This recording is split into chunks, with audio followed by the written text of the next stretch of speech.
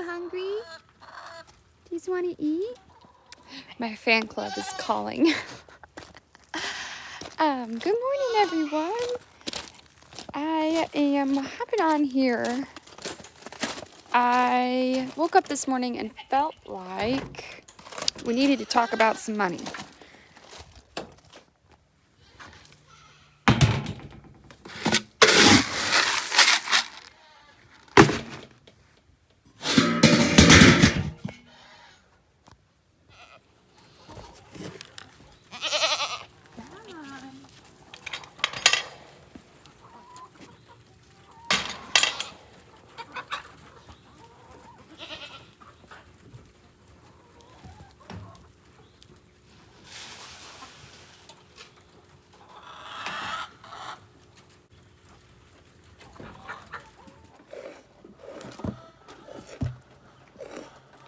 I've had to shift my mindset as far as homestead income and what we're going to be making here on the farm. I think a lot of times when you start a homestead or you start growing your own food, the first thing you want to plan for and work for is income.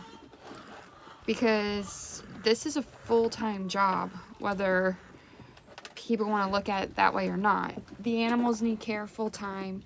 You have to preserve and process all of the things that come off of it, and that takes time. And if you're working a full-time job, it doesn't leave you with a lot of time for other things, especially when you throw children into the mix. So I think that it's typical for everybody to say, oh yeah, I'm gonna sell my eggs and cheese and vegetables, and you totally can. I'm not downplaying that, but it's not as easy as you would think. We have no problem selling things like eggs around here, but everyone has a garden.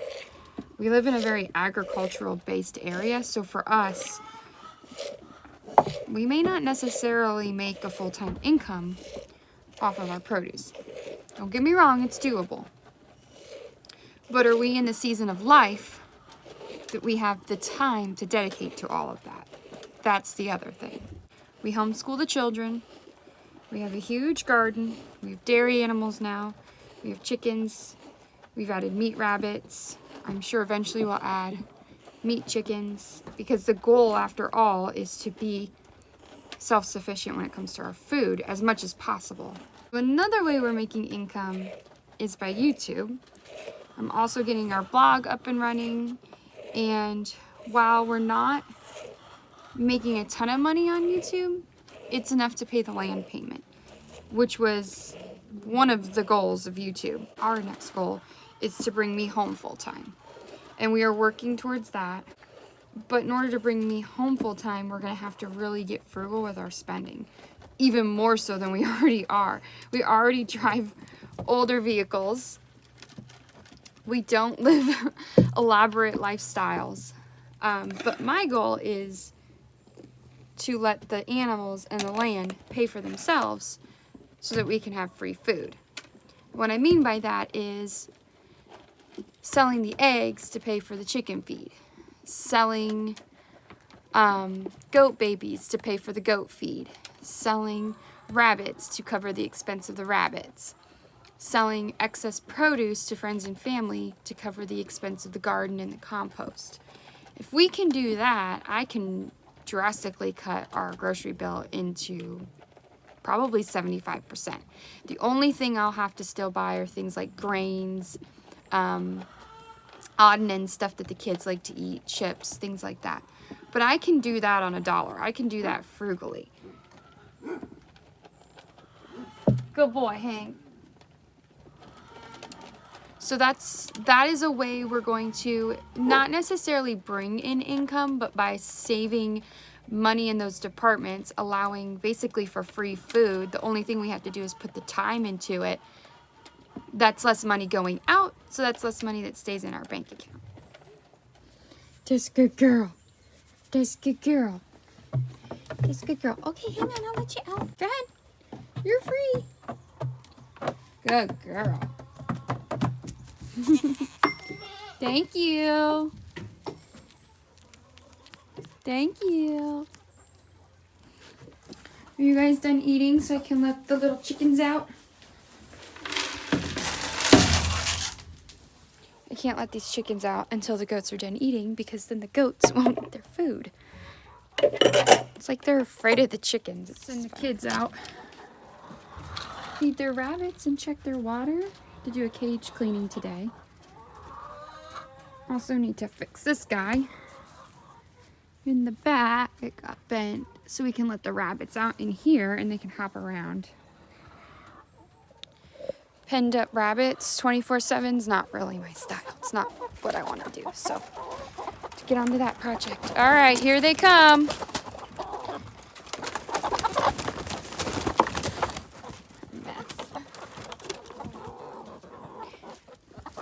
Anyway, so I said all that to say, sometimes we have to shift our perspective. I know I've totally had to shift our perspective when it comes to income on the homestead. Thank you.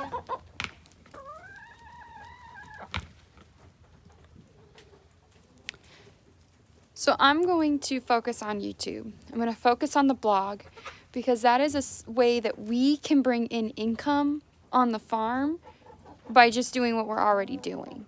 And we get to take you all along with us. So to me, it's a win-win.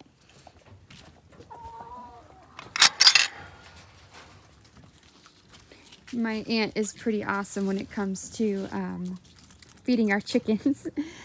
She actually saves all of her scraps and any waste that she gets from a farm that she works at. She'll periodically bring stuff home that might have been thrown out to our chickens and the goats, and that actually helps with our feed bill as well. And in exchange, I give her eggs. So she gets free eggs, I get free food for my animals, and that is a pretty awesome deal that we've got going on. The biggest ways we've been able to save money here on the homestead is through this right here.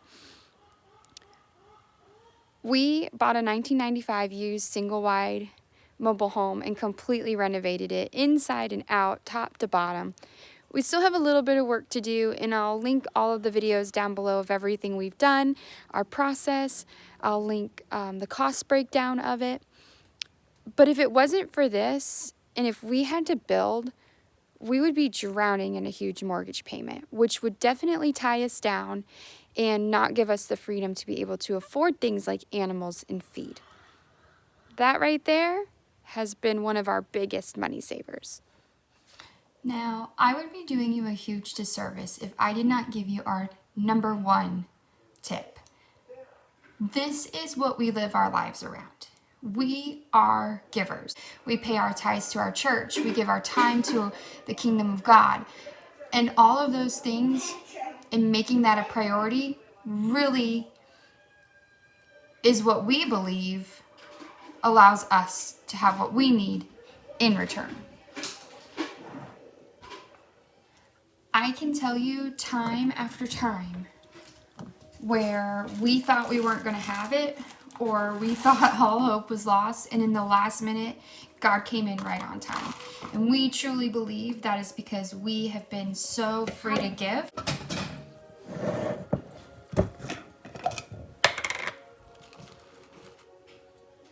So we make that our number one priority.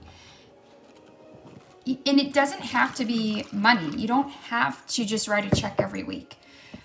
Giving of your time, if you have a friend in need or a family that's struggling and needs food on their table, give them your extra eggs, give them your extra produce, because it's always going to come back to you.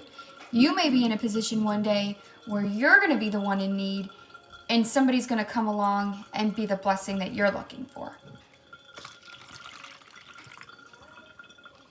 So talk about food and money wouldn't be complete without coming out to the garden. Originally, our goal was to build a caterpillar tunnel and grow all winter long and sell what was in that tunnel. However, after looking at numbers and looking at what money we have to put into it, we decided to hold off on that and just use what we have. Now, I have a 10 by 12 Harbor Freight greenhouse that we put up at the beginning of spring season. And I love it. It's been the greatest greenhouse for us. So, in order to use what we have and to save money, I decided to turn that greenhouse into a growing house. And I'll show you what I've got going on so far. I plan on doing like a final reveal because this isn't finished, but I'll just give you a little sneak peek. So I've got lettuce and some herbs. All that back there still needs to be planted. I've got kale, collards, chard, and then this row still needs to be planted. So it's not a lot of growing space, but I think that I can really cram in some food.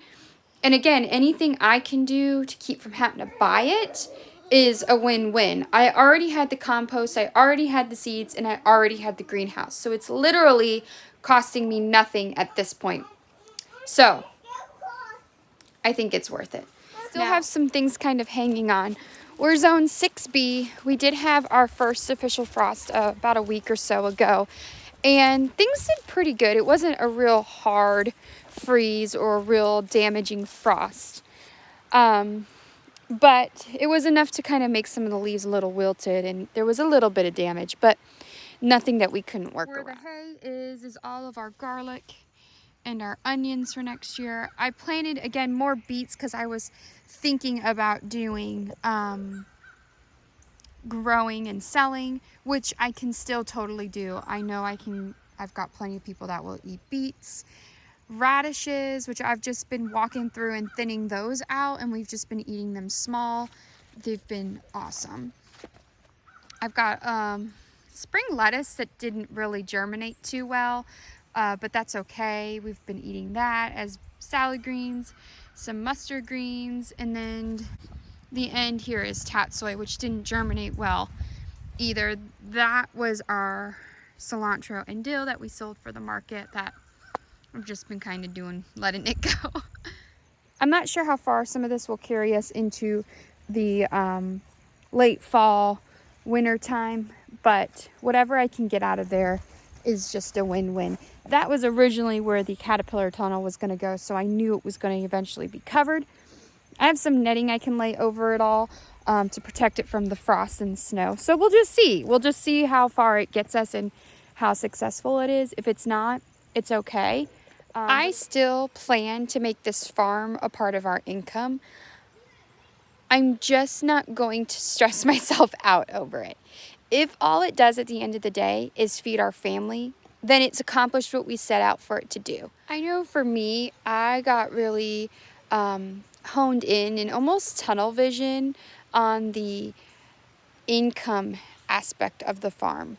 And there's nothing wrong with that, but I had to take a step back and look at the overall big picture and look at it like it's okay if this just feeds our family. So if you're out there and you're trying to figure out how to make it all work, how to get income from what you're doing, it's okay if it just feeds your family. So I hope you found this video helpful. I hope it kind of shifted your perspective and made you look at a couple different options and a couple different things. This is just something I've been learning and growing over the season this year. We did sell at the farmer's market and we did pretty well. We actually did better than I thought we were going to. Again, it pretty much covered the expense of us getting started here on the homestead. So that was great because now everything we've done from here on out is pure profit. Yeah, if you have any comments or suggestions, just leave them in the box below. I do my best to try to comment back on our videos and engage and have dialogue, because this is why we're here, to inspire and to encourage other people who are growing their own food. So I appreciate you guys, and I appreciate everything that you're doing for our family and this channel. We'll see you on the next video. That thing is big. No. Look, you just caught that big old crawfish in the net. I just caught that thing. Pretty cool.